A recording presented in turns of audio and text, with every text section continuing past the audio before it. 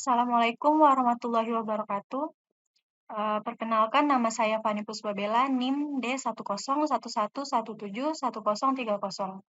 Pada kesempatan kali ini saya akan mempresentasikan hasil tugas akhir saya yang berjudul Perhitungan Struktur Beton Bertulang Gedung 7 Lantai Sekolah Santo Petrus dengan Sistem Rangka Pemikul Momen. Pertama-tama, saya akan mengucapkan terima kasih kepada dosen pembimbing utama saya, yaitu Pak Erwin Sutandar, STMT, dan dosen pembimbing kedua saya, Bapak M. Yusuf, STMT, IPM. Serta saya akan berterima kasih kepada dosen penguji utama saya, yaitu Pak Arianto, STMT, dan dosen penguji kedua saya, Dr. Herwani, STMT. Pada pembahasan kali ini akan ada 10 pokok bahasan, yaitu pertama pendahuluan, kedua desain pendahuluan, yang ketiga desain utilitas bangunan, yang keempat analisis struktur, yang kelima kontrol perilaku struktur, yang keenam penulangan pelat, yang ketujuh penulangan balok, kedelapan penulangan kolom, yang kesembilan perancangan fondasi, dan yang terakhir penutup. Langsung saja pada bagian pendahuluan. Yang pertama ada latar belakang. Pembangunan gedung Sekolah Santo Petrus guna memenuhi kebutuhan ruang belajar sebagai sarana pendidikan agar proses pendidikan terlaksana dengan lancar. Perancangan gedung bertingkat harus mementingkan kekuatan dari struktur gedung tersebut. Setiap perancangan bangunan di Kota Pontianak saat ini harus memperhitungkan parameter gaya gempa, dikarenakan Kota Pontianak termasuk ke dalam zona gempa ringan berdasarkan peta gempa terbaru. Sistem struktur rangka penahan gempa yang dapat digunakan adalah sistem rangka pemikul momen. Tujuan dari tugas akhir ini yang pertama yaitu mampu merancang elemen-elemen struktur beton bertulang sesuai dengan prinsip sistem rangka pemikul momen. Yang kedua, dapat menghitung struktur bangunan sesuai dengan standar yang berlaku saat ini. Yang ketiga, mampu merencanakan dimensi penampang dan tulangan sesuai dengan syarat untuk menahan gaya-gaya yang bekerja pada suatu gedung. Yang keempat, mengembangkan pemahaman dalam penggunaan program analisis struktur untuk menganalisis gaya-gaya dalam. Dan yang terakhir dapat menggambarkan hasil desain dalam bentuk kerja beserta detailnya. Selanjutnya ada batasan masalah. Di sini ada 3, yaitu yang pertama tidak memperhitungkan gaya-gaya yang bekerja pada atap. Yang kedua tidak mencakup perhitungan mekanikal, elektrikal, dan saluran drainase. Dan yang terakhir adalah tidak menganalisis anggaran biaya. Selanjutnya ada data gedung. Berikut ini adalah data perancangan untuk gedung tersebut. Struktur yang digunakan adalah beton bertulang dengan jumlah lantai 7, panjang bangunan 46 meter, lebar bangunan 39 meter, tinggi lantai dasar 3,1 meter, tinggi lantai 1 5,4 meter, tinggi lantai 2 sampai 6 4,5 meter, tinggi total bangunan 32,5 meter. Dengan spesifikasi material yang digunakan yaitu mutu beton 30 MPa, mutu baja deform 420 MPa, mutu baja polos 240 MPa. Berikut ini ada gambar denah lantai dasar dan denah lantai 1, denah lantai 2, denah lantai 3, denah lantai 4, denah lantai 5, denah lantai 6, lalu ada tampak depan, tampak samping kanan, tampak samping kiri, dan tampak belakang. Lalu selanjutnya ruang lingkup. Struktur bangunan yang akan dianalisis meliputi struktur atas, yaitu pelat, balok, dan kolom, serta struktur bawah, yaitu fondasi. Sistem pembebanan pada desain tugas akhir ini mengacu pada SNI 1727/2020. Metode desain yang digunakan untuk perhitungan pembebanan struktur adalah metode desain faktor beban dan ketahanan atau DFBK. Beban yang dihitung meliputi beban vertikal dan beban horizontal. Perencanaan menggunakan data gambar arsitektural gedung, dan data penyelidikan tanah. Perhitungan struktur gedung pada tugas akhir ini akan menggunakan bantuan program analisis struktur. Standar yang digunakan ada 3, yaitu SNI 2847/2019, lalu SNI 1727/2020, dan SNI 1726/2019. Di sini terdapat diagram alir perhitungan saya. Lalu ada desain pendahuluan. Desain yang pertama yaitu desain awal balok dengan panjang balok yang saya tinjau 8 meter, H-min yang didapat 432,432 mm, dan H pakai 800 mm, serta B 450 mm. Lalu di sini saya tampilkan desain awal balok untuk balok anak dan balok induk. Desain awal pelat yang pertama, dicari panjang bentang bersih pelat, LNY 3,625 meter, LNX 3,55 meter, lalu dihitung betanya didapat 1,021, maka dari itu plat termasuk plat dua arah. Lalu dicari untuk rasio kekakuan lentur balok terhadap kekakuan lentur pelat, didapatkan alfa 1 127,515, alfa 2 81,855, lalu alfa 3, alfa 4, dan alfa 5 tertera pada layar. Lalu dihitung tebal minimum plat P1, plat P2, plat P3, dan plat P4 didapatkan 88,238, 88,238, 85,863, dan 85,863. Maka tebal plat 100 mm asumsi awal dapat digunakan. Selanjutnya, desain awal kolom. Digunakan metode tributary area untuk menghitung desain awal rencana kolom. Pertama, dihitung beban matinya dulu, lalu dijabarkan beban hidupnya. Kemudian dihitung beban mati tambahan. Selanjutnya dihitung beban per lantainya, yaitu lantai dasar, lantai 1, lantai 2, lantai 3, lantai 4, lantai 5, lalu dijumlahkan untuk beban mati dan beban hidupnya.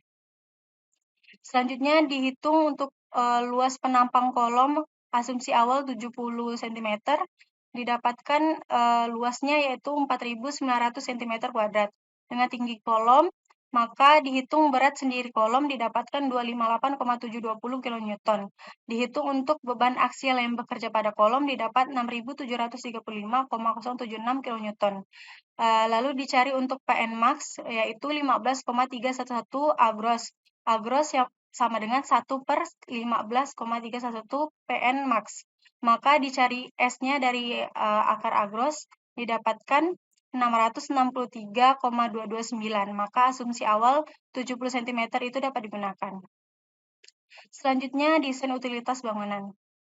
Di sini ada tangga. Yang pertama, saya menjabarkan dimensi tangga 2, yaitu elevasi lantainya 5,4 meter, panjang bordesnya 3 meter, lebar bordesnya 1,2 meter, lebar antretnya 27 cm, tinggi oktretnya 18 cm, dan jumlah anak tangganya 30 buah.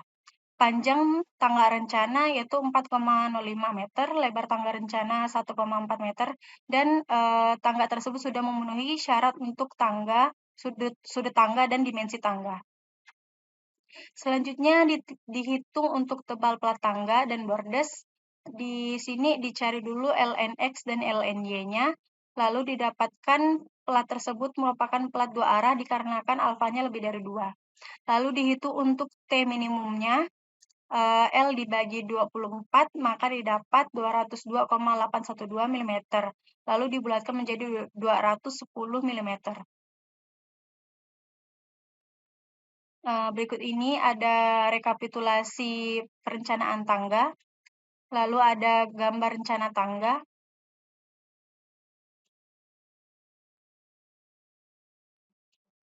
Selanjutnya ada perencanaan lift, jumlah tingkat gedung 6 tingkat, jarak antar lantai rata-ratanya 4,5 meter, kapasitas angkutnya 20 orang, kecepatan rata-ratanya 1,75 meter per detik. Lalu dihitung untuk T-nya dapat 109,714 detik, luas neto lantai 8738,070, lalu beban puncak liftnya didapat 88 orang, dengan daya angkutnya dihitung, lalu dihitung juga untuk jumlah lift yang diperlukan, yaitu 2 buah.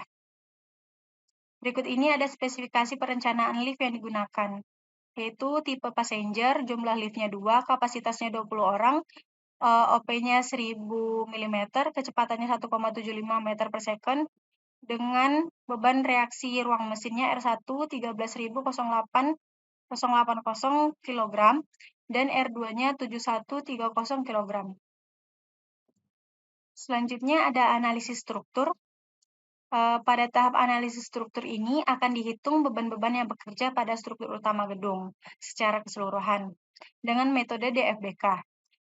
Setelah itu beban-beban yang telah diinputkan dikombinasikan agar diperoleh gaya-gaya dalam yang terjadi pada elemen-elemen struktur.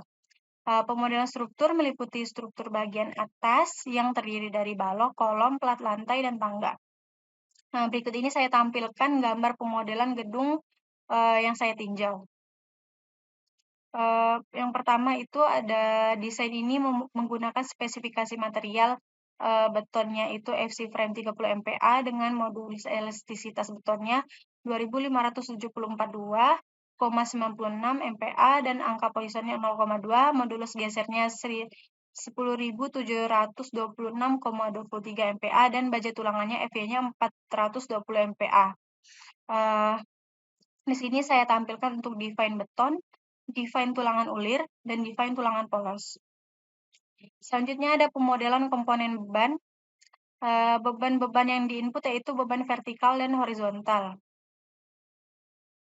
Yang pertama, beban mati. Beban mati berupa beban mati akibat berat sendiri dan beban mati tambahan. Dengan define load case-nya yaitu D sama dengan det plus SIDL. Lalu di sini saya jabarkan untuk beban mati tambahan. Selanjutnya ada beban atap, yaitu beban atap ini didapatkan dari pemodelan yang diasumsikan dengan perletakan sendi. Beban atap akan diinputkan ke masing-masing kolom di bawah portal atap pada struktur utama yang merupakan hasil dari reaksi tumpuan. Berikut ini adalah beban mati tambahan pada balok, beban mati tambahan pada pelat atau lantai dasar.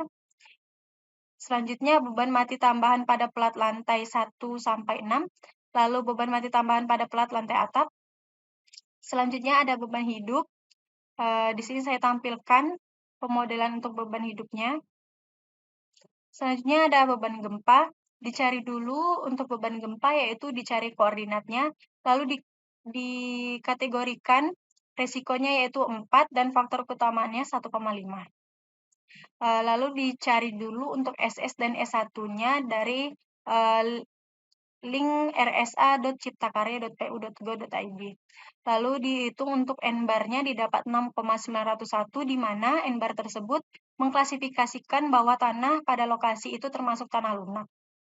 Selanjutnya dicari FA yaitu 2,4, FV 4,2, SMS 0,39, SM1 0,21, SDS 0,26, SD1 0,14. Selanjutnya menentukan spektrum respon desain. Yang pertama menentukan untuk periode T kurang dari T sama T0, lalu T0 kurang dari sama dengan T kurang dari sama dengan TS, lalu untuk periode TS kurang dari sama dengan T kurang dari sama dengan TL, dan periode T lebih dari TL. Di sini saya tampilkan tabel hasil perhitungan nilai SA-nya. Lalu setelah didapatkan nilai SA, diinputkan, lalu dapat grafik spektrum respon desainnya, dan dicek dulu apakah di aplikasi itu sudah sama. Jika sudah, maka penginputan pada aplikasi sudah benar. Selanjutnya, ditentukan dari SDS dan SD1, gedung tersebut tergolong KDSC dan KDSD, di mana jika tergolong KDSD, itu sistem rangka pemikul momennya khusus dengan koefisien modifikasi responnya 8, faktor kuat lebih sistemnya 3, dan faktor pembesaran simpangannya 5,5, dan faktor skala awalnya yaitu 1839,375. Selanjutnya ada beban angin. Yang dihitung pertama yaitu parameter beban angin, lalu menentukan koefisien exposure tekanan velositas, lalu menentukan tekanan velositas, menentukan koefisien tekanan eksternal, mencari tekanan angin, di mana jika kurang dari syarat 0,77 kN per meter kuadrat, maka beban angin tersebut akan diinputkan 0,77 kN meter kuadrat. Beban angin tersebut akan diinputkan ke dalam program analisis struktur, di mana beban tersebut dikonversikan menjadi beban garis yang bekerja pada kolom. Di sini saya tampilkan untuk pemodelan beban anginnya, arah X dan arah Y. Lalu ada kombinasi pembebanan. Selanjutnya ada pemodelan balok pada program analisis struktur. Balok dimodelkan sebagai elemen frame. Dengan elemen baloknya itu momen inersia efektif balok direduksi hingga 35% dari momen inersia awal. Di sini saya tampilkan untuk define balok. Lalu ada pemodelan balok lantai dasar. Selanjutnya pemodelan kolom. Pada program analisis struktur, kolom dimodelkan sebagai elemen frame dengan direduksi hingga 70% dari momen inersia awal. Di sini saya tampilkan untuk define pemodelan kolom. Lalu ada pemodelan kolom untuk lantai 4. Selanjutnya ada pemodelan plat lantai. Plat lantai didesain dengan dimensi 100 mm. Pada elemen plat lantai, momen inersia efektif plat direduksi hingga 25% dari momen inersia awal. Plat lantai akan dimodelkan dalam program analisis struktur sebagai slab dengan tipe Shelton. Di sini saya tampilkan untuk pemodelan plat lantai. Selanjutnya pemodelan plat tangga. Plat tangga didesain dengan dimensi 120 mm, 170 mm, dan 210 mm. Dan direduksi hingga 25% dari momen inersia awal. Di sini saya tampilkan untuk pemodelan plat tangganya. Lalu pemodelan lift. Pada lift akan dimodelkan sebagai beban yang bekerja pada balok perletakan mesin berupa beban terpusat. Beban tersebut akan disesuaikan dengan spesifikasi lift yang digunakan pada desain gedung ini. Balok perletakan menerima beban sebesar R1 7.800 kg dan R2 6.000 kg. Selanjutnya ada asumsi pemodelan. Diasumsikan fondasi jepit. Lalu yang kedua, model case-nya diatur untuk mode shape-nya hingga mencapai partisipasi massa minimal 90%. Selanjutnya, berat seismik efektif struktur harus menyertakan seluruh beban mati dan beban lainnya. Lalu yang kelima, rigid zone factor ini diinput sebesar 1. Lalu diafragma plat beton dapat diidealisasikan sebagai diafragma kaku. Lalu frame-nya automesh dan floor-nya juga automesh. Serta analisisnya dilakukan dengan full 3D. Selanjutnya yaitu ada pembahasan kontrol perilaku struktur. Pada SNI 1726/2019 pasal 7.9.1.1 menjelaskan bahwa analisis harus dilakukan untuk menentukan ragam getar alami untuk struktur. Analisis diizinkan untuk memasukkan jumlah ragam yang minimum untuk mencapai massa ragam terkombinasi paling sedikit 90% dari massa aktual dalam masing-masing arah horizontal, ortogonal, dan dari respon yang ditinjau oleh model. Di bawah ini saya tampilkan 20 mode shape-nya. Berdasarkan tabel tersebut didapatkan yang pertama yaitu translasi arah X sebesar 92,8%, lalu translasi arah Y 92,9%. Lalu dalam tabel tersebut dapat dilihat bahwa yang pertama translasi arah X, lalu yang kedua translasi arah Y, dan selanjutnya rotasi arah Z. Faktor skala gempa dihitung dari periode struktur pada program analisis struktur. Lalu dihitung untuk periode minimumnya didapat TA-nya 1,069 detik. Lalu dihitung periode maksimumnya didapatkan Tmax-nya 1,729 detik. Lalu periode yang digunakan yaitu untuk arah X sebesar 1,139 detik dan arah Y 1,099 detik. Lalu dihitung juga untuk CS-nya, CS hitung, CS maksimum, dan CS minimum dapat dilihat pada layar. Selanjutnya dihitung untuk berat seismik efektif struktur didapatkan 109.513,633 kN. Lalu dihitung untuk nilai VT-nya didapatkan Fx dan Fy. Lalu dihitung untuk Vx dan Vy-nya. Lalu dihitung untuk faktor skala gaya gempanya arah X sebesar 2614,416 meter per detik kuadrat, lalu arah Y 2536,745 meter per detik kuadrat. Dari tabel di atas dapat dilihat bahwa nilai VT lebih dari 100% V, sehingga sudah sesuai dengan pasal 7.9.1.4.1 SNI 1726/2019. Selanjutnya dihitung untuk pemeriksaan simpangan antar tingkat. Lalu simpangan antar tingkat saya tampilkan analisisnya pada arah X dan arah Y dan grafiknya. Selanjutnya analisis efek P delta. Di sini saya tampilkan tabel hasil pemeriksaan P delta arah X dan arah Y serta grafiknya. Selanjutnya dihitung juga untuk analisis torsi bawaan dan torsi tak terduga. Torsi bawaan dipengaruhi pada jarak antara center of rigidity dan center of mass. Jika bangunan tidak simetris, maka semakin tidak merata beban strukturnya. Di sini saya tampilkan tabel untuk center of mass dan center of rigidity-nya. Maka didapatkan torsi bawaannya.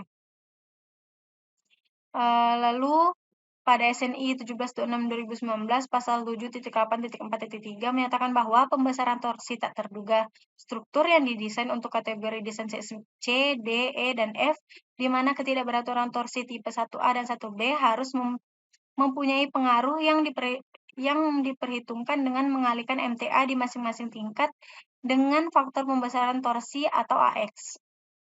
Dari kedua tabel di atas dapat dilihat nilai faktor pembesaran momennya kurang dari 1, maka yang diambil adalah nilai 1.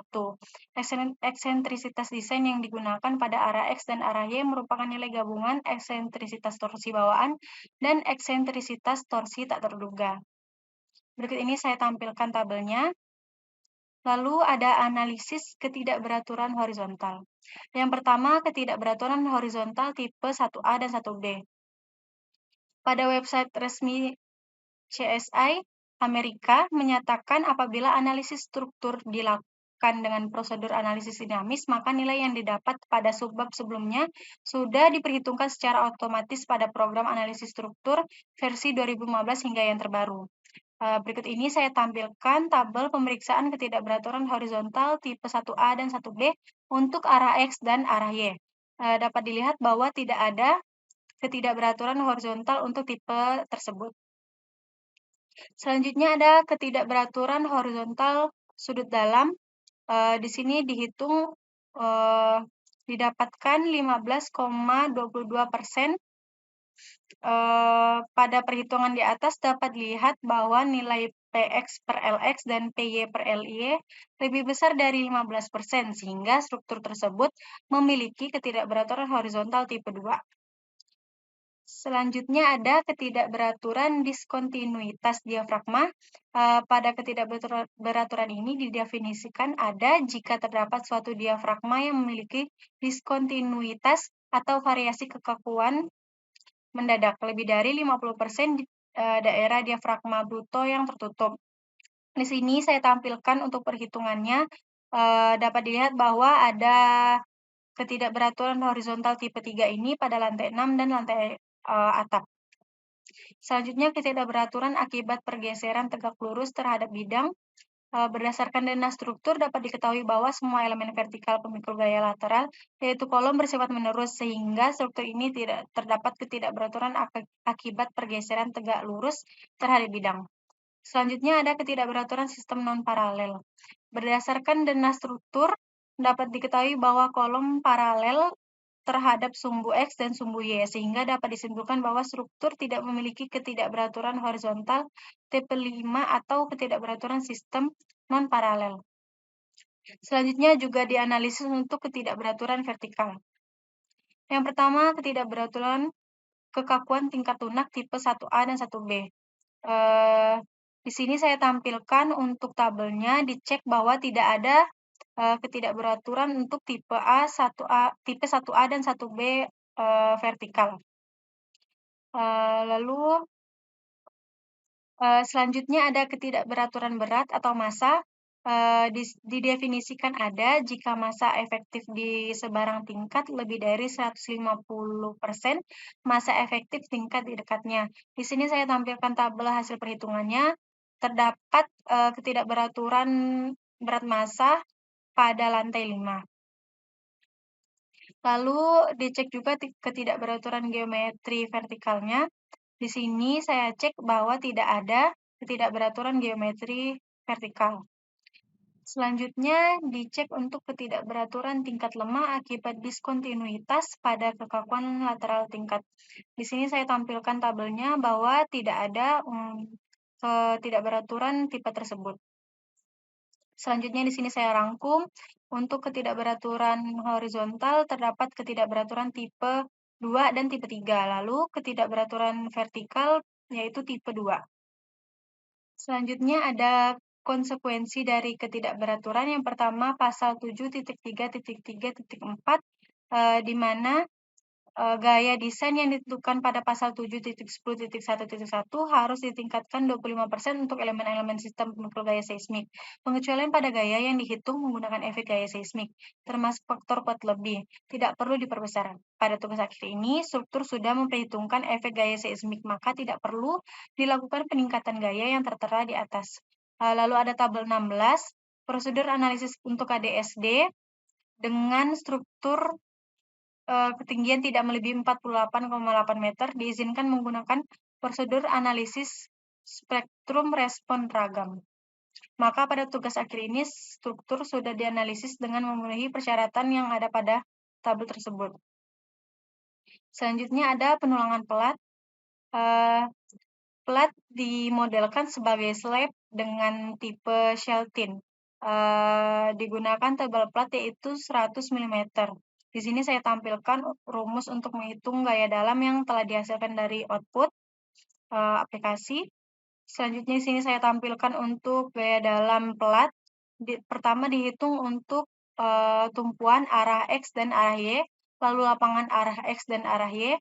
Di sini saya tampilkan juga desain datanya, lebar plat tinjauan 1000 mm, tebal plat lantai 100 mm, FC prime-nya 30 MPa, mutu bajanya 420 MPa, dan mutu wear mass-nya 500 MPa, faktor reduksi kekuatan 0,9, selimut beton 20 mm. Lalu dihitung juga untuk tinggi efektif.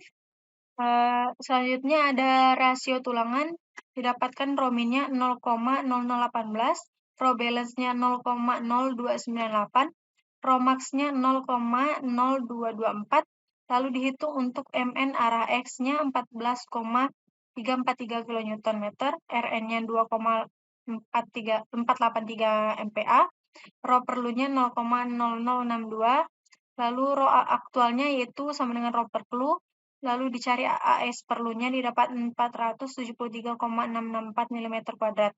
Lalu dihitung konversi tulangan konvensional ke tulangan wear mass, didapatkan lalu dihitung jaraknya didapatkan 126,385 mm dan dipakai 100 mm. Maka perhitungan tersebut dapat disimpulkan bahwa dapat digunakan tulangan wear mass ukuran M8 jarak 100 mm.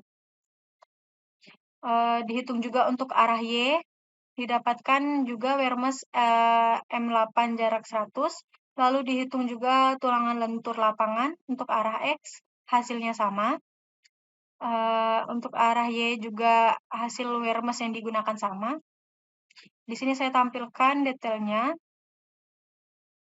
Saya tampilkan juga tabel perhitungan untuk seluruh lantai, arah X dan arah Y.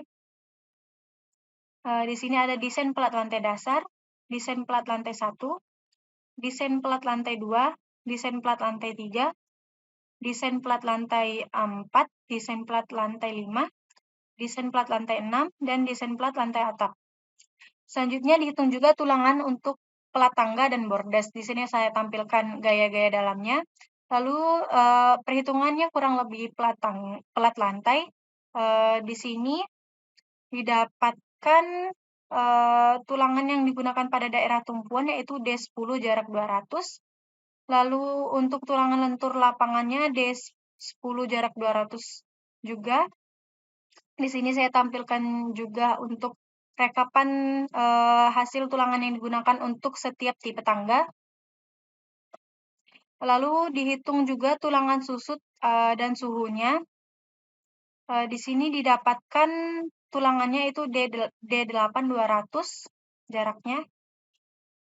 Selanjutnya saya tampilkan untuk rekapitulasi desain penulangan lentur plat tangga dan bordes serta tulangan susut dan suhunya.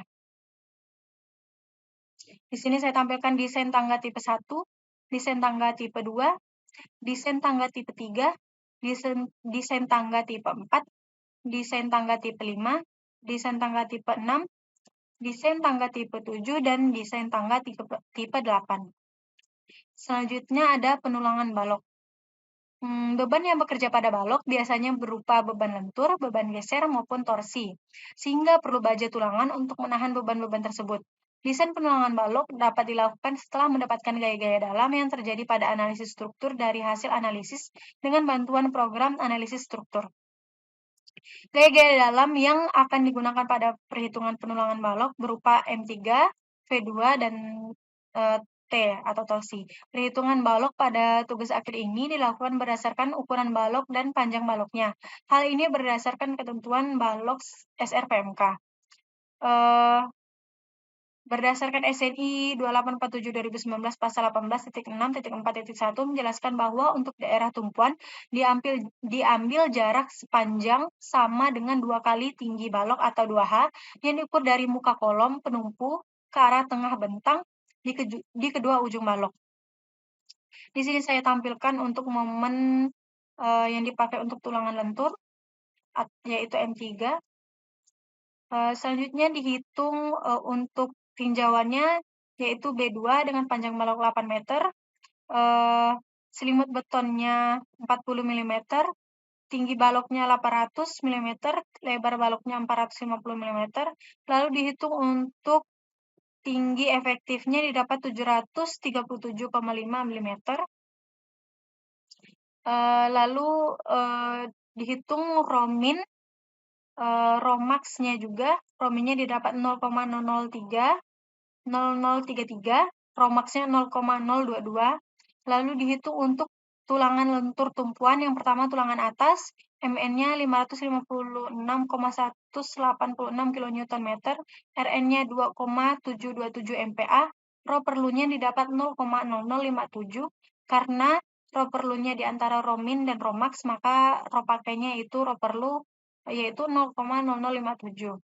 AS perlunya dihitung didapat 1883,640 mm kuadrat. Lalu A tulangannya didapat 491,071 mm kuadrat.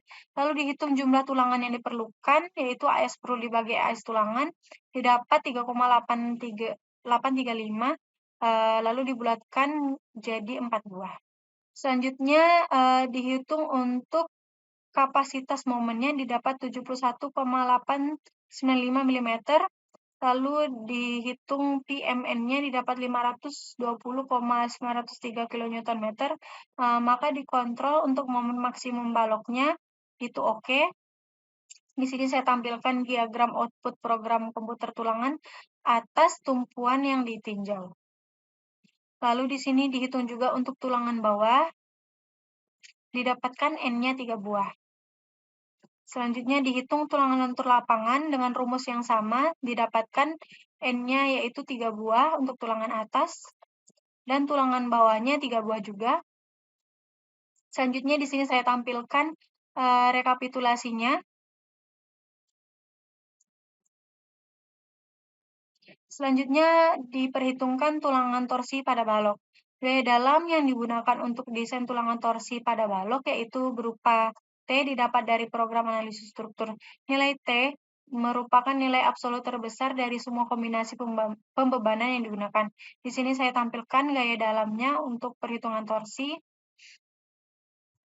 Selanjutnya dihitung untuk Pi TTH-nya didapat 17,675 kN/mm. Dikarenakan TU-nya lebih dari Pi TTH, maka diperlukan tulangan torsi. Selanjutnya dicek dulu untuk dimensi penampangnya itu mampu tidak untuk menahan torsi. Setelah dicek bahwa penampang mampu atau oke. Lalu dihitung juga untuk Pi TCR-nya didapat 70,275 kN/m. Dikarenakan TU lebih dari Pi TCR, maka TU pakai yaitu 70,275 kN/m. Dihitung untuk TN-nya, lalu dihitung AL min-nya, lalu dihitung juga untuk tulangan longitudinal terpasangnya. Tadi kan sudah didapatkan AL-nya, AL-nya itu dikalikan 1/4 untuk mendapatkan AS tambahan. Pada daerah tumpuan, tulangan atasnya didapatkan AS totalnya 2158,324 mm². Tulangan lentur yang akan dipasang yaitu 5D25. Setelah dikontrol AS pakainya lebih dari AS total, maka oke. Selanjutnya dihitung untuk kontrol spasi antar tulangan. Didapatkan lebih dari 25 mm, maka oke. Lalu dihitung juga untuk tulangan bawah, oke juga. Lalu dihitung untuk daerah lapangan. Lalu ada juga perhitungan untuk tulangan kiri dan kanan. AS perlunya itu sama dengan AS tambahan. Didesain tulangan 1D19. Setelah dikontrol AS pakainya lebih dari AS perlu, maka oke. Di sini saya tampilkan gambar yang menunjukkan luas tulangan longitudinal yang akan digunakan untuk daerah tumpuan dan lapangan. Selanjutnya dihitung juga untuk kapasitas torsi tulangan longitudinal. Setelah dikontrol oke untuk daerah tumpuan dan lapangan. Selanjutnya ada tulangan geser pada balok. Di sini saya tampilkan untuk gaya gesernya pada balok anak dan balok induk. Selanjutnya sebelum menghitung tulangan geser pada balok perlu dicek dulu untuk kekuatan gesernya. Gaya desain geser atau VE harus dihitung dari tinjauan gaya-gaya pada bagian balok di antara kedua muka join. Momen-momen dengan tanda berlawanan yang terkait dengan kekuatan momen lentur maksimum yang mungkin terjadi atau MPR harus diasumsikan bekerja pada muka-muka join dan balok dibebani dengan beban gravitasi tributari terfaktor di sepanjang bentangnya. Tulangan transversal sepanjang daerah tumpuan harus didesain untuk menahan geser dengan mengasumsikan PC sama dengan 0 apabila kedua syarat di bawah ini terpenuhi. Lalu dihitung dulu untuk syarat yang pertama, yaitu VE lebih dari sama dengan 0,5 VU. Di sini dicari dulu MPR min-nya. Didapatkan 878,279 kN. Lalu dihitung juga MPR plus-nya, didapat 544,345 kN. Dihitung VE gempanya dengan menjumlahkan MPR min dan MPR plus dibagi Ln, didapat 194,880 kN. Lalu dihitung juga untuk VE satunya, lalu VE-nya lebih dari 0,5 VU, maka oke. Lalu dicek juga untuk pemeriksaan syarat PU lebih dari sama dengan AG dikali akar FC prime per 20. Didapatkan PU-nya kurang dari AG FC prime per 20, maka oke. Di sini ditampilkan untuk tabel pengecekannya. Selanjutnya dihitung untuk desain tulangan geser baloknya. Dengan VU 340,596 pada daerah tumpuan, lalu pada daerah lapangan 281,915 kN. Lalu dihitung untuk daerah tumpuan, VS-nya kurang dari VX max, maka oke. Selanjutnya dihitung untuk luas tulangan geser minimum atau AV min per S, didapatkan 1,466 mm per mm. Maksud saya milimeter kuadrat per milimeter. Lalu diasumsikan perhitungan tulangan gesernya menggunakan D10 jarak 62 kaki. Didapatkan AV rencananya dibagi S rencananya yaitu 2,619. Dikontrol maka oke untuk yang tadi. Lalu S max-nya kurang dari 150 mm, maka oke. Lalu dihitung untuk IVN-nya lebih dari sama dengan VU, maka oke. Selanjutnya dihitung juga untuk daerah lapangan, perhitungannya sama dengan daerah tumpuan. Lalu didapatkan tulangannya D10 jarak 120. Setelah dikontrol oke. untuk jarak dan PVN-nya lebih dari VU. Selanjutnya di sini saya tampilkan untuk tabel hasil perhitungannya untuk semua balok. Selanjutnya dihitung juga tulangan geser terpasang. Nilai AV per S pada daerah tumpuan dan lapangan memiliki nilai yang berbeda, yaitu pada daerah tumpuan 1,466 dan daerah lapangan 0,216. Pada pasal 9.6.4.2 menyatakan bahwa tulangan torsi diperlukan, maka jika tulangan torsi diperlukan, maka tulangan transversal minimum harus lebih besar dari rumus yang ditampilkan. Pada daerah tumpuan didesain menggunakan tulangan transversal D10 jarak 60 setelah dikontrol oke. Dan pada daerah lapangan didesain menggunakan tulangan transversal D10 jarak 120 dikontrol juga oke. Selanjutnya dihitung juga untuk kapasitas torsinya pada daerah tumpuan dan daerah lapangan. Setelah dihitung oke. Lalu ditampilkan juga untuk persyaratan balok SRPMK. Di sini ada batasan dimensi untuk bentang bersihnya harus minimal 4D, itu sudah oke. Lalu lebar penampangnya harus sekurangnya nilai terkecil dari 0,3H dan 250 mm, sudah oke. Lalu untuk proyeksi lebar baloknya sudah oke. Lalu dihitung juga kekuatan momen positif pada muka join harus tidak kurang dari setengah kekuatan momen negatif pada muka join tersebut. Setelah dihitung oke. Lalu di sini saya tampilkan tabel untuk balok yang lainnya untuk kekuatan momen positif join. Lalu ada juga persyaratan balok SRPMK tulangan transversal. Di sini sengkang bengkang pertama harus ditempatkan tidak lebih dari 50 mm dari muka kolom perunggu, sudah oke. Lalu spasinya kurang dari 150 mm, sudah oke. Lalu harus juga kurang dari 6D atau 132 untuk B1, sudah oke. Pada daerah di luar jarak yang sama dengan 2 kali tinggi balok yang diukur dari muka kolom penumpu atau disebut juga dengan daerah lapangan, sengkang harus dipasang dengan spasi tidak lebih dari D/2 atau sepanjang balok.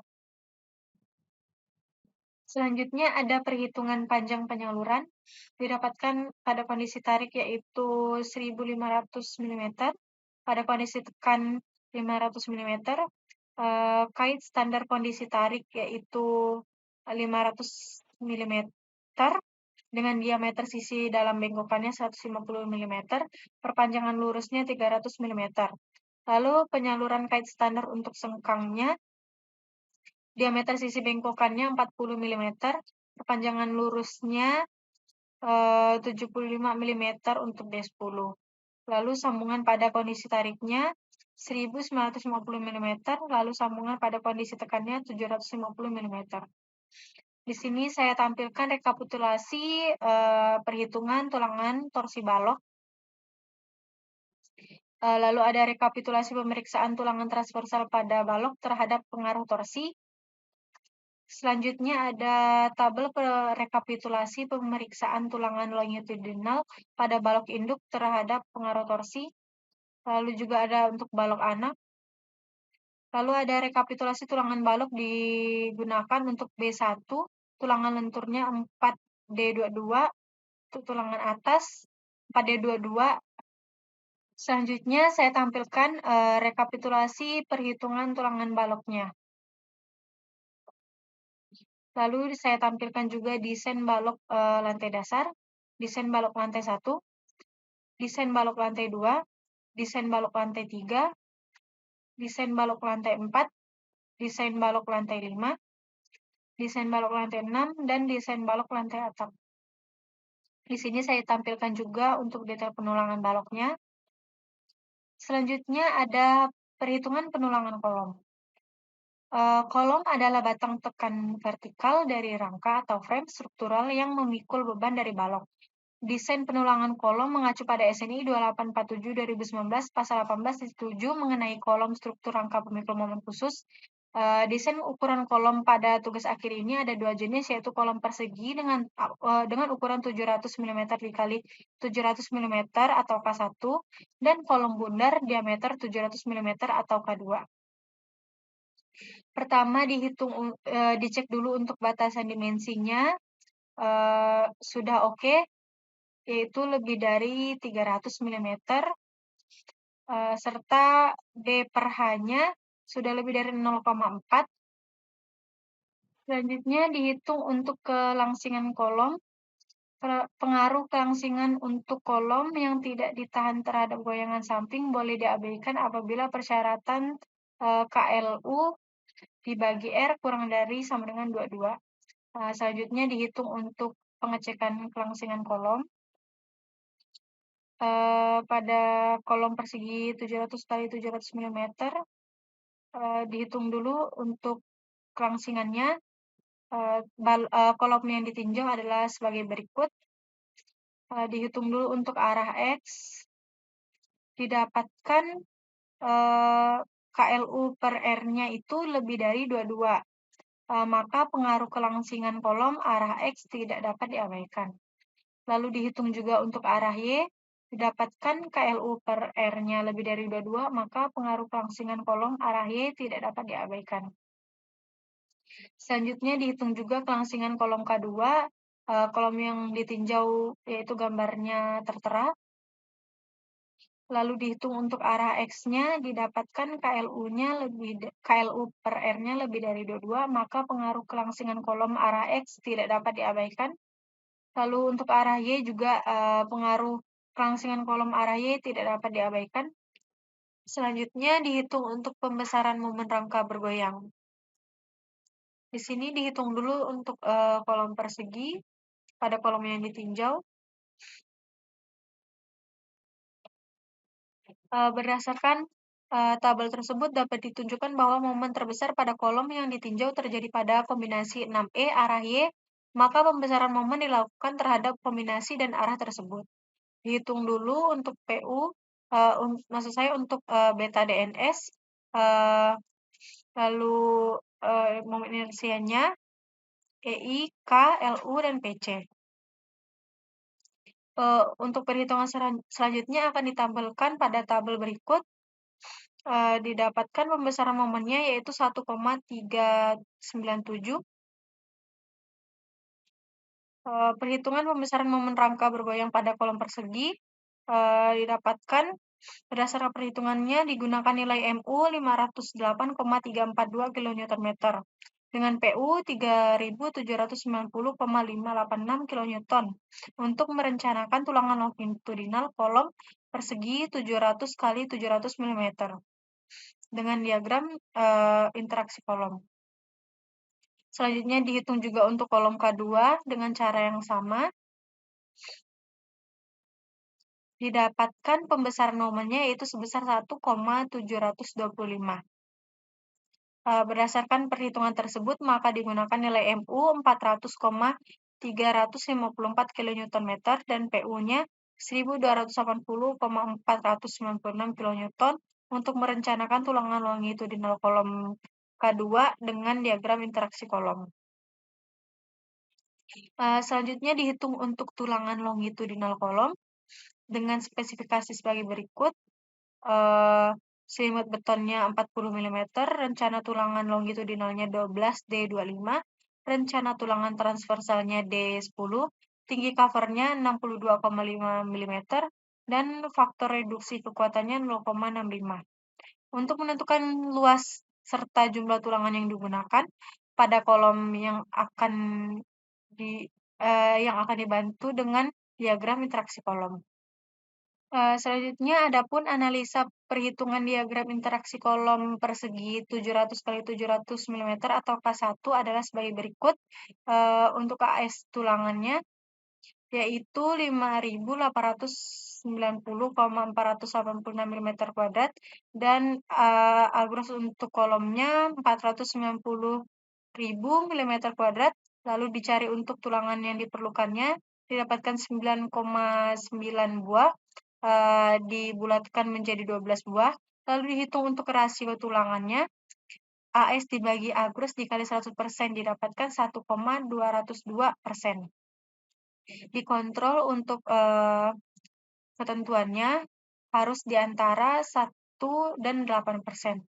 Maka oke. Lalu dihitung untuk jaraknya sudah lebih dari 40 mm, yaitu 166,677 mm, maka oke. Selanjutnya dihitung untuk diagram interaksinya. Yang pertama dihitung luas masing-masing tulangan, lalu dihitung untuk jarak antar tulangannya, lalu dihitung untuk diagram interaksi kolom pertama, kondisi aksial murni atau MN sama dengan 0, lalu dihitung untuk kondisi seimbang, lalu dihitung untuk kondisi lentur murni atau PN sama dengan 0. Maka hasil perhitungannya terdapat pada tabel tersebut, dan saya tampilkan juga ini diagram interaksi kolom perseginya. Lalu dihitung juga untuk kolom bundar atau K2, pengerjaannya sama, hanya bentuknya saja yang berbeda, dengan sedikit rumus yang berbeda. Lalu didapatkan juga diagram interaksinya sebagai berikut. Karena momen-momennya masuk ke dalam diagram interaksi, maka perencanaan tulangan longitudinalnya sudah oke. Selanjutnya dihitung juga untuk pengecekan strong column weak beam. Pertama dihitung dulu MNC-nya, dihitung MNC atas didapat 1617,995 kN, lalu MNC bawahnya 1229,160 kN, lalu sigma MNC yaitu MNC atas ditambah MNC bawah didapat 2847,155 kN. Lalu dihitung juga untuk MNB arah X-nya, didapatkan sigma MNB-nya 1122,344 kN, lalu dihitung untuk arah Y-nya, didapat sigma MNB-nya yaitu yang terbesar 1122,344 kN, lalu dihitung pengecekannya untuk arah X itu sigma MNC-nya udah lebih dari sama dengan 1,2 sigma MNB, di mana sudah oke untuk strong column weak beam-nya. Lalu dicek juga untuk arah Y, juga sudah oke. Berdasarkan perhitungan tersebut, sigma MNC lebih dari sama dengan 1,2 sigma MNB, atau konsep strong column weak beam ini sudah terpenuhi. Lalu dihitung untuk pengecekan SRPMK. Di sini luas tulangan longitudinalnya itu tidak boleh kurang dari 0,01 dan tidak lebih dari 0,06 agros, sudah oke. Lalu kolom-kolom sengkang bundar jumlah batang tulangan longitudinalnya minimal harus 6, sudah oke. Selanjutnya dihitung untuk tulangan transversal kolom. Di sini digunakan tulangan transversalnya itu D10, didapatkan tinggi covernya 62,5 mm, luas penampang kolomnya 490.000 mm², lebar penampang intinya 620 mm, panjang penampang intinya 620 mm, luas penampang intinya 384.400 mm², digunakan PU, NU, dan VU seperti tertera di layar. Selanjutnya data untuk kolom bundar, digunakan juga tulangan transversal D10. Lalu sebelum menghitung tulangan transversal, harus menghitung gaya geser untuk kolomnya. Pertama yaitu gaya geser dari hasil program analisis struktur untuk kolom K1, VU-nya sama dengan 315,122 kN. Gaya geser akibat kolomnya dihitung berdasarkan nilai MPRC-nya. Lalu dihitung untuk VE-nya itu MPRC atas ditambah MPRC bawah dibagi LN, didapat 468,913 kN. Lalu dihitung juga untuk gaya geser akibat baloknya, VE akibat balok yaitu 309,266 kN. Dikarenakan VE balok kurang dari sama dengan VU, kurang dari sama dengan VE akibat kolom, maka yang digunakannya itu VU 315,122. Selanjutnya dihitung juga untuk gaya geser kolom bundar didapatkan VU-nya dari program analisis struktur yaitu 220,294 kN. Lalu gaya geser akibat kolomnya didapatkan 468,913 kN. Lalu gaya geser akibat baloknya didapatkan 234,189 kN. Di sini direncanakan dulu tulangan transversal daerah sendi plastis. Berdasarkan perhitungan dari tabel, didapatkan panjang daerah sendi plastis yaitu 800 mm. Selanjutnya dihitung pertama kebutuhan rasio tulangan transversalnya, ASH per SBC-nya ada 3 rumus. Selanjutnya dipilih yang terbesar dari 3 rumus tersebut, yaitu ASH per SBC-nya 0,00936. Lalu didapatkan ASH per S-nya yaitu 5,802 mm² per mm. Lalu dihitung untuk VC-nya didapat 433,454 kN. Lalu dihitung dulu untuk persyaratan A dan B. Jika terpenuhi, maka VC-nya sama dengan 0. Persyaratan A itu oke, VE-nya sudah lebih dari setengah VU. Lalu untuk persyaratan B-nya tidak oke. Dikarenakan salah satu persyaratan tidak terpenuhi, maka nilai VC harus diperhitungkan.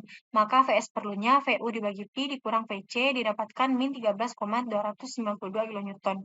Dikarenakan VS perlu kurang dari 0, maka syarat untuk tulangan transversal hanya mengikuti syarat tulangan minimum. Nilai tulangan minimum yang telah dihitung sebesar ASH per S minimum atau 5,802 mm² per mm didesain menggunakan tulangan transversal D10 jarak 50 untuk daerah sepanjang LO dari masing-masing muka join. Sehingga besar tulangan yang diperlukan yaitu sudah dicek dengan ASH per S kurang dari sama dengan V rencana per S rencana, maka sudah oke. Jadi tulangan transversal pada daerah LO akan dipasang tulangan 4 kaki D10 jarak 50. Lalu dihitung juga untuk daerah sendi plastis untuk kolom K2. Di sini juga dihitung ASH per SBC-nya di pilihan terbesar. Lalu dihitung VC-nya didapat 442,020 kN. Lalu dihitung juga persyaratan yang A dan B tadi. Karena salah satunya tidak oke, maka VC-nya diperhitungkan. Di sini nilai tulangan minimum telah dihitung sebesar ASH per S itu 5,475 mm² per mm. Didesain menggunakan tulangan transversal spiral D10 untuk daerah sepanjang LO dari masing-masing muka join, sehingga besar tulangan yang diperlukan AV rencana per S rencananya sudah lebih dari sama dengan ASH per S, maka sudah oke. Jadi, tulangan transversal pada daerah LO akan dipasang tulangan spiral D10 jarak 50 mm. Lalu dihitung juga tulangan transversal kolom di luar sendi plastis. Di sini digunakan untuk kolom K1, 2 kaki diameter 10 dengan jarak 150 mm. Lalu untuk K2 digunakan di luar sendi plastis, kolomnya itu menggunakan tulangan transversal spiral diameter 10 mm dengan spasi jarak antar tulangan spiral yaitu sebesar 50 mm. Selanjutnya dihitung join SRPMK. Yang pertama dicek dulu dimensi kolomnya, sudah oke. Lalu tulangan transversal yang akan dipasang di sepanjang join itu D10 jarak 50. Lalu dihitung dulu untuk kekuatan gesernya. Pertama, menentukan MPR baloknya dulu untuk arah X dan arah Y. Untuk arah X dapat sigma MPRB-nya 1422,624 kN. Lalu untuk arah Y-nya 1258,553 kN.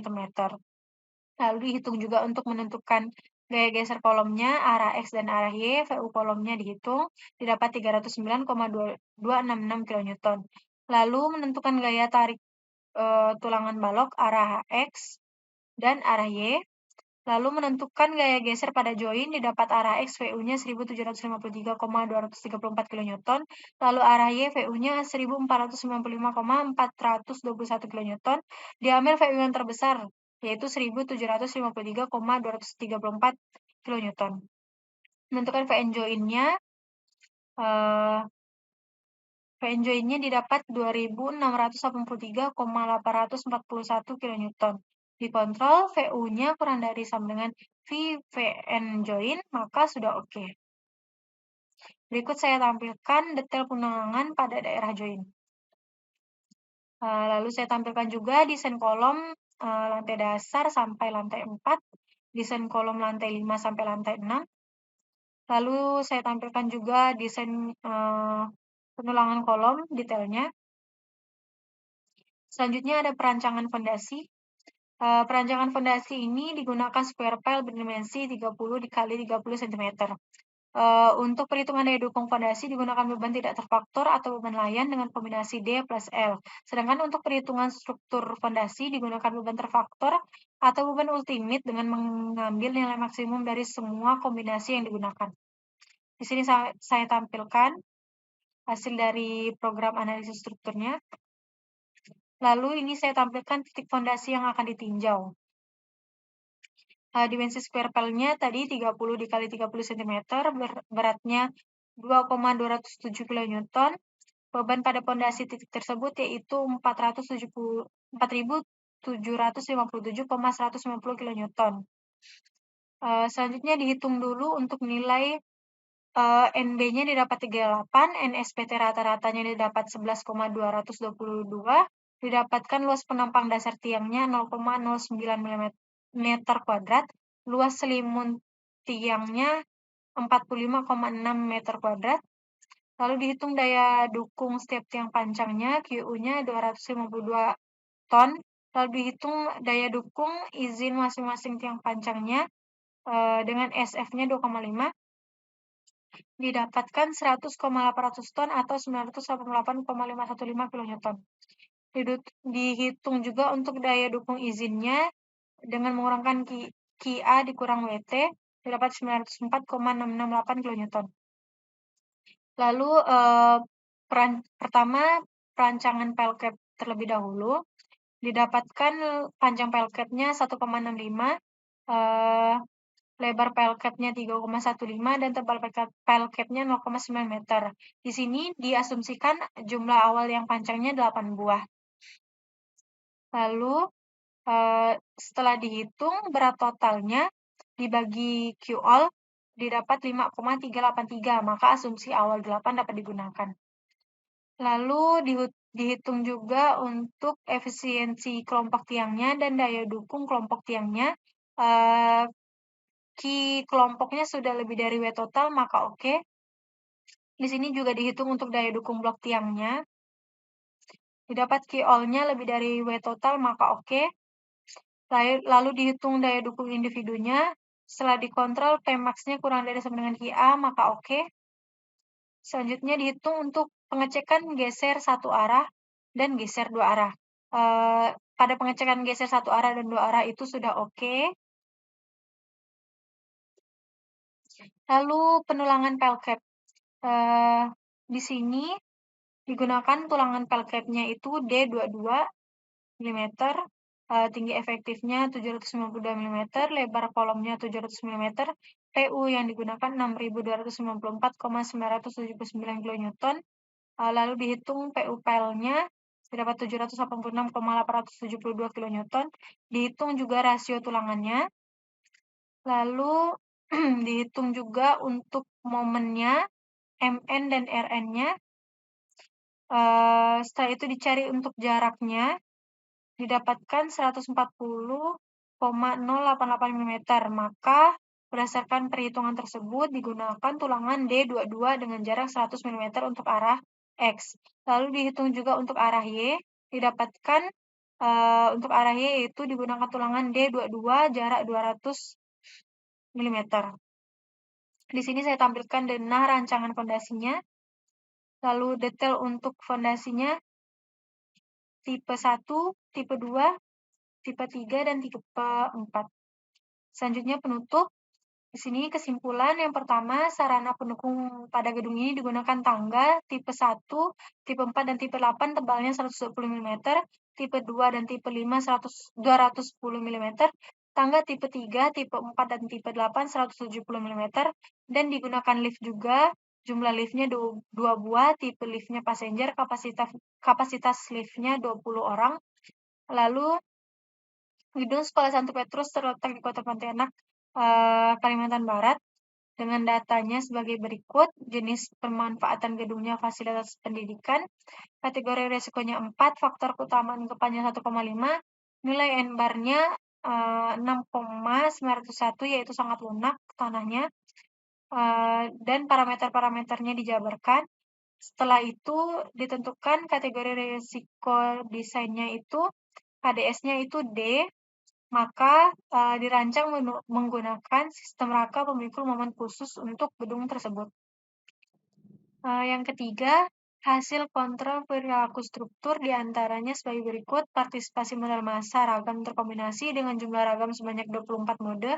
Maka bentuk ragam yang pertama yaitu translasi arah X, kemudian translasi arah Y, dan selanjutnya rotasi arah Z.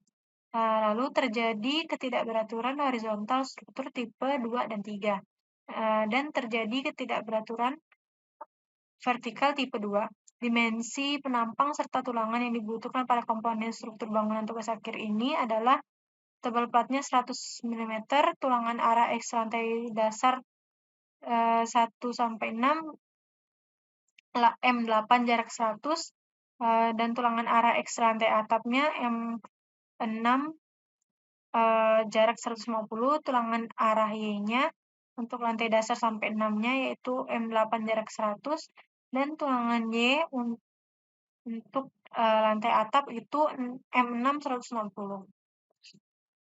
Selanjutnya dimensi balok induknya 300 x 600 mm, tulangan lentur tumpuannya 4D22 dan 3D22, tulangan lentur lapangan 2D22 dan 2D22, tulangan geser tumpuannya D10 jarak 100, tulangan geser lapangannya D10 jarak 150, dan tulangan torsinya 1D16 kanan kiri. Balok induk B2A 450 x 800 mm, tulangan lentur tumpuannya 4D25 atas, 3D25 bawah, tulangan lentur lapangannya 3D25 atas, 3D25 bawah, tulangan lentur tumpuannya D10 jarak 70, dan tulangan geser lapangannya D10 jarak 110. Tulangan torsinya digunakan 1D19. Balok induk B2B 450 x 800 mm, tulangan lentur tumpuan 5D25 atas, 3D25 bawah, tulangan lentur lapangannya 3D25 atas dan 4D25 bawah. Tulangan geser tumpuan D10 jarak 60 dan tulangan geser lapangan D10 jarak 120. Tulangan torsi 1D19, balok induk B3 300 x 600 mm, tulangan lentur tumpuan 4D22 atas, 2D22 bawah, tulangan lentur lapangan 2D22 atas dan 2D22 bawah, lalu tulangan geser tumpuan D10 jarak 100, tulangan geser lapangan D10 jarak 140, dan tulangan torsi 1D16. Lalu ada balok anak B4 200 x 400 mm, tulangan lentur tumpuannya 3D19 atas dan 2D19 bawah, tulangan lentur lapangan 2D19 atas dan 2D19 bawah, tulangan geser tumpuan D10 100, tulangan geser lapangan D10 150, tulangan torsi 1D13 kanan dan kiri. Lalu dimensi kolom K1-nya tulangan longitudinal 12D25, tulangan transversal D1050, dan D10150.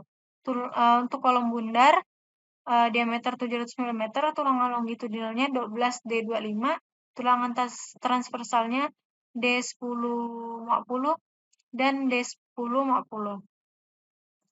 Perancangan gedung pada tugas akhir ini menggunakan fondasi dalam atau fondasi tiang panjang dengan square pile berdimensi 30 cm dikali 30 cm.